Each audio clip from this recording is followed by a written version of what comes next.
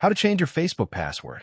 In this video, I'll show you how to change the password for your Facebook account using the Facebook app on your iPhone, Android phone, or Samsung device. To begin, open the Facebook app and tap the menu icon in the top corner of the screen. Scroll down and tap Settings and Privacy, then select Settings.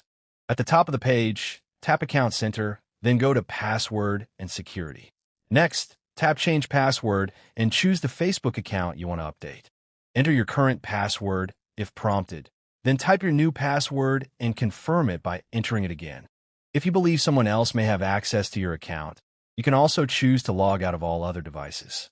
This signs out every device currently logged in after your password is changed.